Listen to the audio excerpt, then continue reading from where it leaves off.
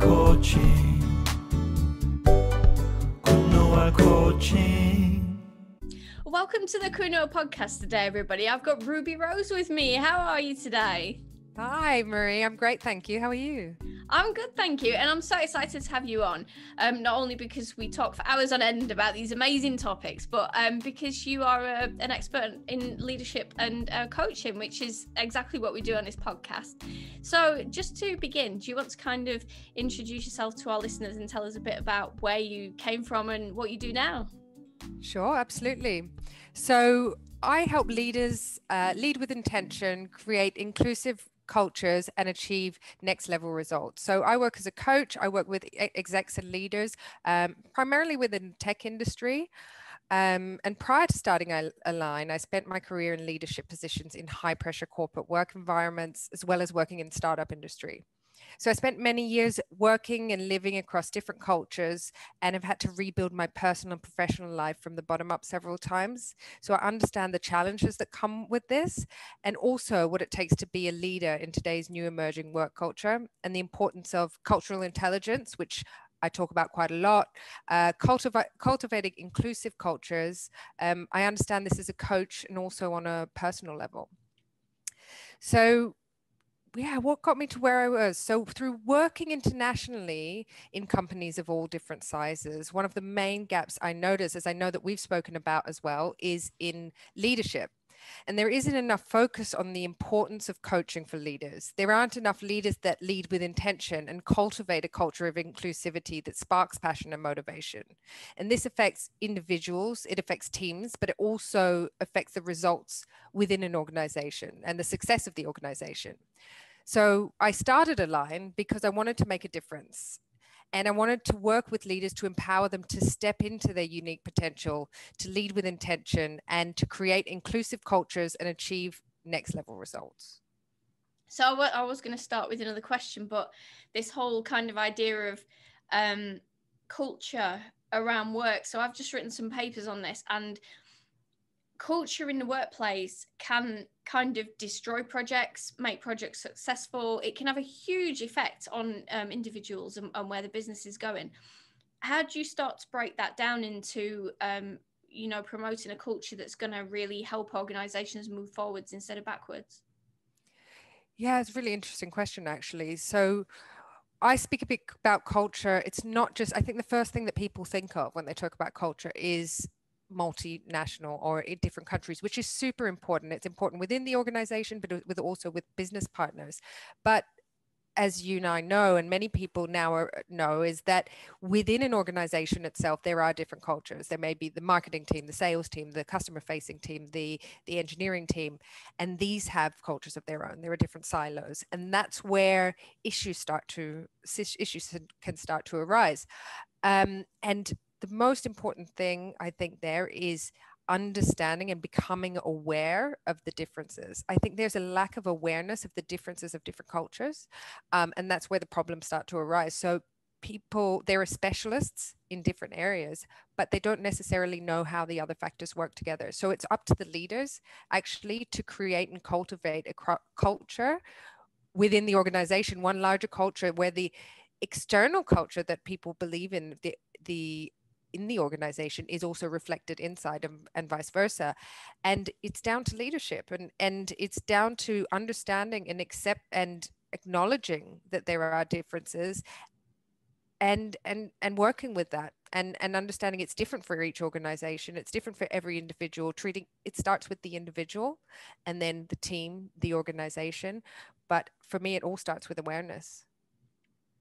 I think that's so key because I've seen initiatives put in place and leaders just not get behind them. And so there's been issues with constructive challenge, there's been issues with communication, with teamwork, with all kinds of different things. And even down to kind of communication, especially between the different kinds of teams that you're talking about. You can be using the same term and be talking about something completely different. So if you're kind of, if you're working in a company and because normally people think that HR is supposed to change the culture of a business, but increasingly HR is more about optimization of people. So if you're a leader going into a company and you're quite a high up manager or a department manager, something like that, how can you kind of go about creating, you know, the motivation and the, you know, really good culture that you want to see? Yeah, again, a great question. To be honest, I think it's really about focusing on each individual and understanding the importance of individuals, their development, understanding their development, understanding what their needs and requirements are, what's important to them, understanding where they've come from in terms of not only internationally, but also what their background is, really understanding what is making up the organization. So who everyone is and what is making up the organization. People tend to be so narrow focused on the task at hand, especially with these fast growing companies. We're focused so much on the next step at hand, but we're not focusing on the individuals. And leadership isn't necessarily about the leader. We talk a lot about what's your leadership style. What leadership style do your team, do your people need? So we need to create that inclusive culture. We need to speak about what people need. What do we need to create something that's inclusive? It's not about what we have decided. It's not about deciding what values are and not explaining or understanding what is needed back from the people as well. It's talking about what people need and the leaders that people need right now in this new emerging culture. There's so much change happening at the moment, and unless people feel listened to and cared about and that they have a platform to speak on, there's no way that we can really create a culture where people are going to buy into the vision or the values or the project at hand. So it's really about creating awareness and working with individuals. And that's another really important concept, buy-in, because it's really easy to do morale surveys and get the results back and do nothing about it, or say, oh, well, you know, they didn't like this, that's fine. And to kind of do, you know, progress reviews at the end of the year, which is not helpful for the person because they've already done the work, they can't change it. And to really give, it's so easy in the way things are to not give the employee or the individual the opportunities to change anything, to grow, to develop. So we're looking for ways to do that. What is, I mean, on top of kind of being a leader that is going to go and get to know their team and communicate with them and understand what they need, what are the other kind of opportunities that we can use to promote this type of culture? Yeah, so I think that's a really big one. Is there is the survey that we had a survey, a employee satisfaction survey.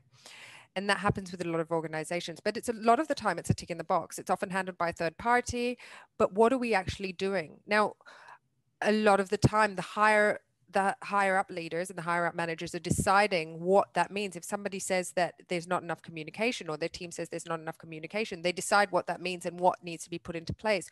What needs to happen is that we ask the employees what they need. What do they mean by that? Because we can be speaking, as you said, different languages. So it's really about asking for feedback and having some vulnerability and leadership to say, what do you need in this situation?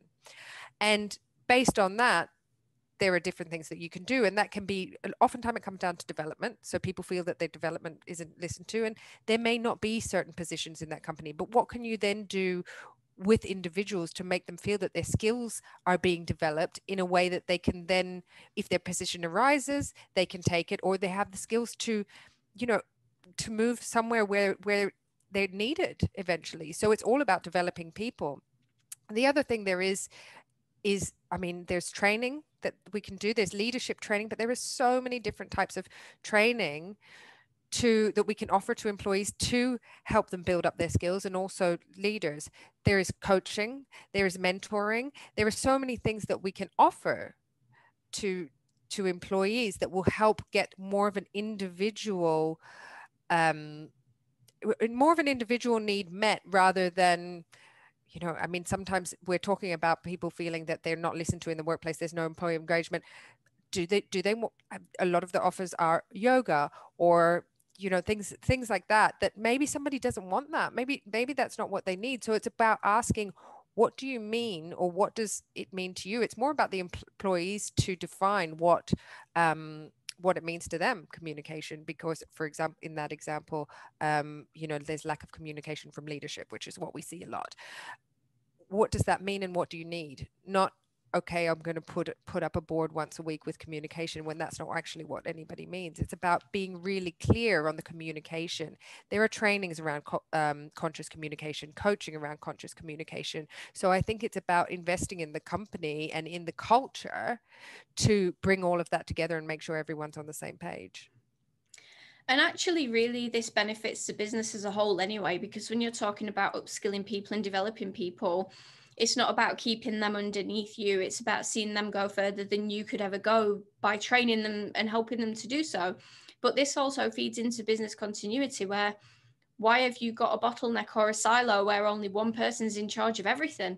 That's just lack of delegation and lack of being able to lead properly. You should be able to upskill people and develop them to be able to spread the load and work as a team, because all you end up doing is actually fracturing a team and saying, well, you're in charge of this, you're in charge of this, you're in charge of this, and nobody's working together. And I can understand part of the reason for that, because it is very difficult to get that whole team ethos going where everybody can work together.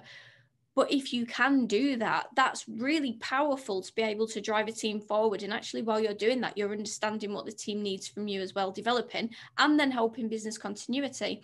So I'm 100%. not sure why this is not being adopted more. Have you got any thoughts on that? I mean, there are really many reasons. I think a lot of people don't understand yet the benefits of it. We're very stuck in the old ways.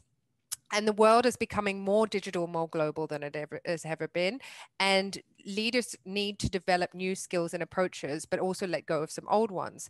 But we're in a time of transformation at the moment. So that's not quite happened yet. But what we are realizing is that investing in people, investing in leaders, and how that is going to help with business continuity, it's starting to be adopted, but we're still in old, we're stuck in old ways quite a lot. And I think it's either a new company, which doesn't realize yet, or it's not, there are the finances yet, or it's an older company that's stuck in their ways. So it is happening and people are adopting it, but it's really a matter of understanding the benefits that it can have. And the thing is that people overcomplicate it, I think, a lot of the time as well. So it's quite simple. If you're leading a team of people, somebody, for example, wants to become a leader, there's no leadership position. Often the default answer to that is, well, there's no leadership positions available, when it could be, what is it about leadership do you like? Okay, why don't we develop these skills? There are so many opportunities within someone's role to develop the skills that they would need to become a leader. I honestly believe that a lot of it is down to understanding and having those skills to be able to pull the most out of employees. And a lot of leaders don't have the training or the skills, and it's often not their fault. It's just not been provided. A lot of people are incredibly intelligent. They're brilliant minds. They get promoted into a position because they were really good at their role, and the position is often a leadership role. Of course, they're not going to say, well, I need, or it might not be available for them to have the support that they need, and they carry on, they become a seasoned leader, but they didn't necessarily learn these skills. So it's a thing of what part of it is being vulnerable and asking for help, but also recognizing that leadership, I believe that some people come with it naturally, but there's also a set of learned skills that we need to pass on to leaders of all levels of an organization, not just of the highest level.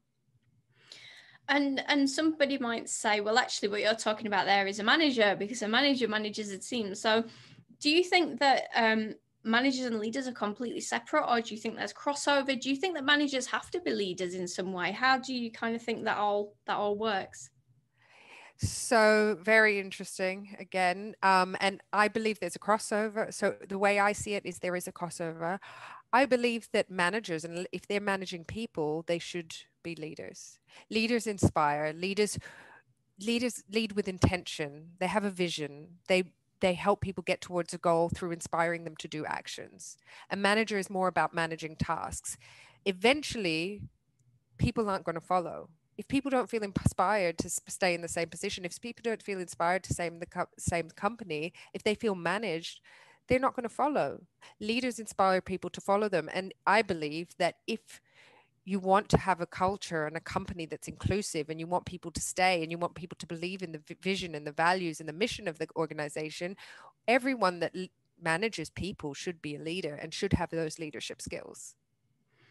I think it would be very difficult to manage people and set. In fact, I've actually seen this done where somebody's come into a leadership position as a team leader, but yet manage the staff, giving them tasks, not knowing what they can do, what the tasks are, and have just allocated things and nobody's been able to do what they've been allocated. And then they've just completely thought, well, you're not a leader or a manager, so I'm not going to listen to you anymore, which led to the breakdown of the team.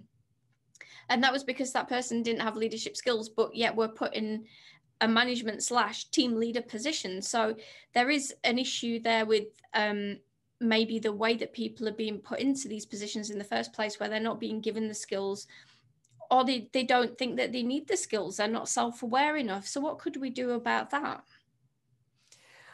Yeah, that's an interesting question, because that happens a lot. So I was reading a paper recently, and it was talking about how over 80% of, and the data came from 2020, but over 80% of people believe that we should develop leaders and we should invest in leaders within an organization, yet only 5% do.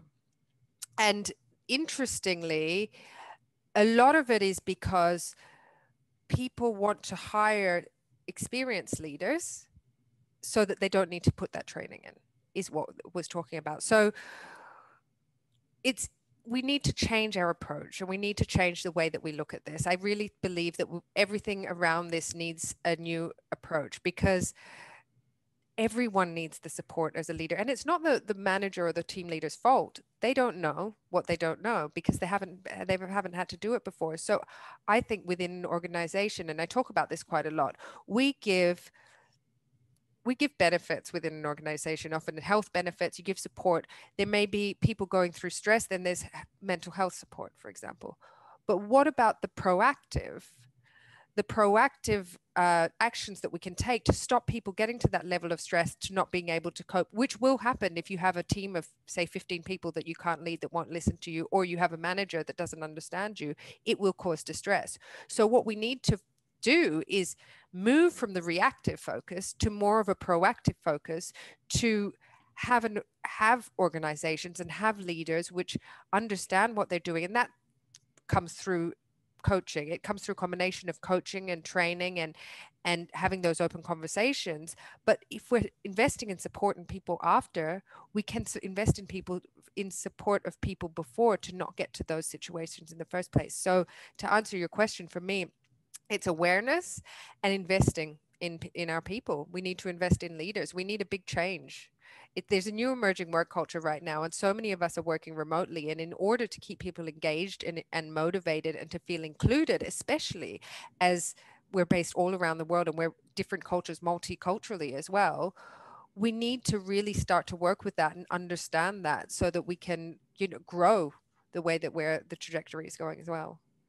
That's an even bigger area of growth, though, isn't it? Where you're managing a global team, because I've managed global remote teams for many years, fairly large teams, and the skills that are required to actually manage people at that distance are completely different from if you're sat in the office with them every day. And it requires a lot more trust, a lot more hands off, a lot more delegation, but also a lot more getting to know your team, so that you know what they can do and what they can't, and how much they want to be delegated to, because you have to know what that person's reaction is going to be. If they're not wanting to be delegated a lot of this particular work, or they want to be delegated that, you might know that if you're working in the office with them, but you're not going to know that unless you've spoken to them. If they're in, India or South America or something like that, then you've got the cultural differences and all that kind of stuff that comes with it. So I honestly think that that's a whole completely different skill set to do remote management. I'm not sure what your opinion is on it. Yeah, absolutely. Absolutely. And it's something that we need more and more at the moment. And it is a lot about what you're saying, is that getting to know your team and having the consistency of when we're meeting up with the team, the conversations that we're having, what the conversations are about, and understanding cultural differences. So it's not important to remember all of them, but it's really important to understand what they are. We all work differently. Different cultures work for longer hours. They might be used to working on weekends, whereas others aren't. Also, in terms of family, in terms of how the home life is, all of that needs to be understood. And that happens quite a lot.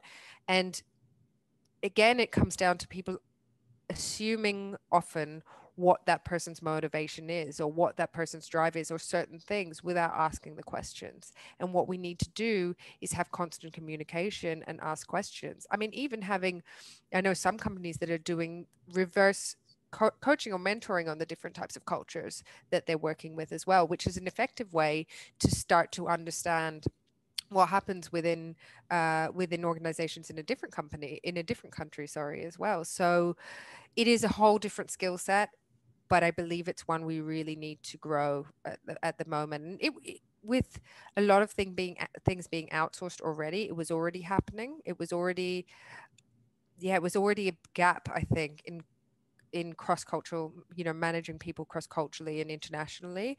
But now more than ever, things are spreading out. There's completely remote offices now. So it is a different skill set, and it's really important. And I think the key thing is communication and consistency, having consistent meetings and being honest and open about whether or not you can make a meeting or how things work. So for example, in England or in the US, we might work to a really, really busy calendar. And oftentimes with managers, that tends to change when a one-to-one time can be, for example, or a team meeting time. In other cultures, they could have been waiting all day or all month for that, all that month for that meeting. And they might have a family thing afterwards or something that's really important that it's at that time, and they've set that aside. So it's really important we stick to what we say, we keep consistent, and we have that constant communication and understanding and an open dialogue and ask questions in the beginning more than we talk. It even comes down to being respectful as such things as time zones and not booking meetings in the middle of somebody else's night, which some people will turn up to and not tell you about for months. And then you find out they've been getting up at 2 a.m. for a meeting. Exactly that's what I mean. And they've got families. So it's all about time zone. It's about understanding, cultures. It's about understanding even current affairs, to really understand what's happening and to show respect and to give that room to speak. But yeah, about time zones, that happens quite a lot because out of respect, they will show up for the meeting. I do think what you said, though, is an important point about the calendar, because I think if you have been waiting for the one-to-one and you've got things you want to raise and you've put it at a certain time and then it's moved, I think that can cause a huge amount of distress to people, because actually they've worked up to that point. They know it's then. They know that they're going to be free after that to do what they want and get over it. And these one-to-ones, I mean, it depends how you're doing them. If you're doing them in a relaxed manner and you're doing them frequently, every now and again, then it's not too bad. But if it's the old style, where this is your quarterly one-to-one and you're worried about it and you're stressed about it. I mean, I used to hate it. I used to hate one-to-ones and performance reviews, because you just never know what's going to get said to you, because you've not had any contact with your manager for, 6 months. And then all of a sudden they're telling you what you've done wrong when you've never even really spoken to them. So I think it's these little things that can actually cause a huge amount of distress to people, that if you're more aware of them, it makes things a lot easier for the team, and it makes them happier. Absolutely. I think one-to-ones is a simple but key thing that we can do regularly, perhaps more regularly, well, definitely more regularly than you would with an in-office team, and to be consistent with it. If you don't change that unless you really, really have to, it's not just about shifting things around for some people. And a lot of the times people will collect, the things that they, like you were saying, that they need to bring up, but they may be nervous about it. And being there on time is showing the respect for someone else's time as well. So I think that that's a key thing with, and it comes up quite a lot. It seems like something simple, but it does come up quite a lot. A key thing with remote management is having one-to-one and team meetings, but one-to-ones regularly and being consistent with it, being on time and not shifting them unless you absolutely have to. I think it's the impression you give as well, as a leader or a manager, that if you're moving somebody or you're moving them at the last minute, it says that they're not important. And actually the most important people to you as leader or a manager are your team. And if I had to move anything at all, it would be with somebody above me rather than my team, because my team always come first to me. So I think that that's a really important thing to be aware of, how you're coming across to your team as well. 100%. How are people going to feel like they want to work and to feel motivated if they feel like they're not important and not in the focus of their manager? And now that we can't go up to someone and pat on the back and say, hey, I'm really sorry I didn't make it to the meeting, or to tell them beforehand, it's really important that these tiny little things make a big difference. We need to keep doing it, and we need to be consistent.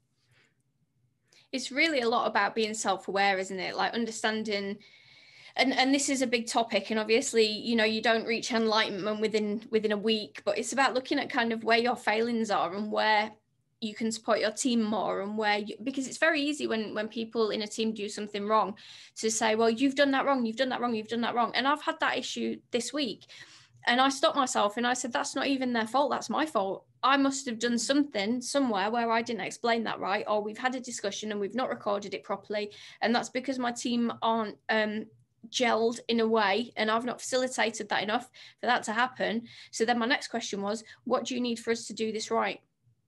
And I think that's about being able to accept and be vulnerable, that actually you aren't infallible, you can make mistakes. And, you know, really the buck stops with the leader or the manager. It's not with the team, it's with them, because they're the ones promoting the culture within the team and dealing with the individuals. Yeah, absolutely. And if you have the relationship with your team, to also, after that question, say, so what can we learn from this? Mm-hmm.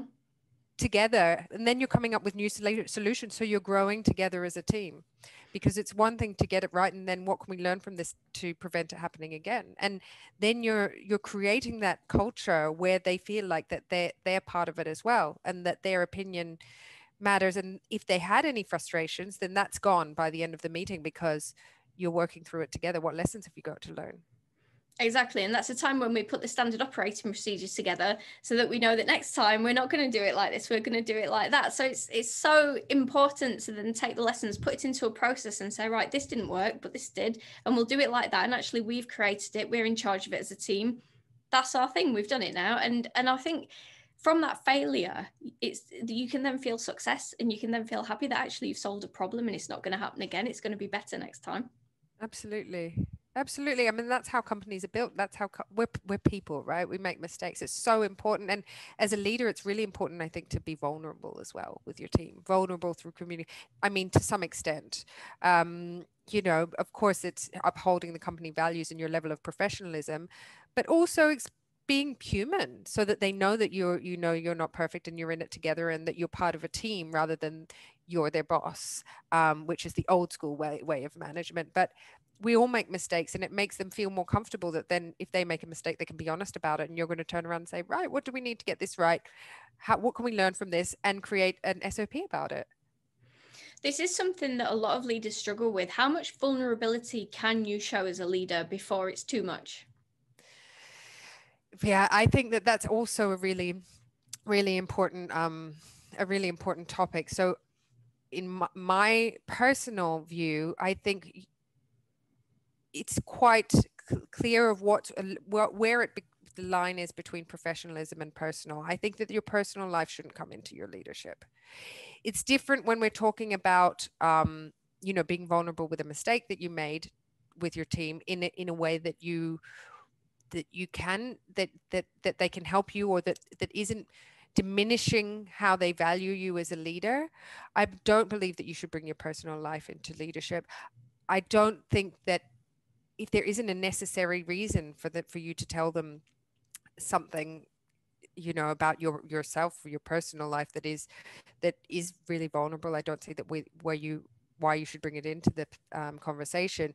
It's important to remember you are a leader. You're there for the organization as well as the team. You're there for the people above you, if there is anyone above you, as well as the team, and make a decision of what you can say to your team. So this happens quite often. I think that people do divulge information that they then regret, or they shouldn't have. I think if it's going to make people respect your opinion less, or respect you less as a leader, it's something worth keeping to yourself. If it's something that's not professional, it's something worth keeping to yourself. And that applies outside of work as well. I mean, until you have a really close relation, or I mean, if you have a relationship where you're sure that you can tell someone something, you should probably think it over and sleep on it before you divulge the information. And I think that's what happens a lot. People say things in the moment without thinking. and it can cause issues and it can cause confusion, because at the end of the day, your team respects you. You're still their manager. You're still their leader. You can say or do things that people in their team could say or do, and they won't respect them, but they'll still respect you, and you're their example. So you need to lead by example, and also professionally. Well, we're coming to the end of our time, which has just gone far too fast. Would you like to let people know where they can find you on the internet? Sure, absolutely. So you can find me via my website. You can find me on LinkedIn, on Instagram as well. Those are probably the best ways to find me, get in touch. I love to talk to new people, meet new people. So yeah. And all this will be tagged below, so you can just go there and click straight through and get more information. Thank you very much for being a guest today. It's been fantastic chatting. Fantastic. It's been a pleasure. Thank you. Thanks for having me.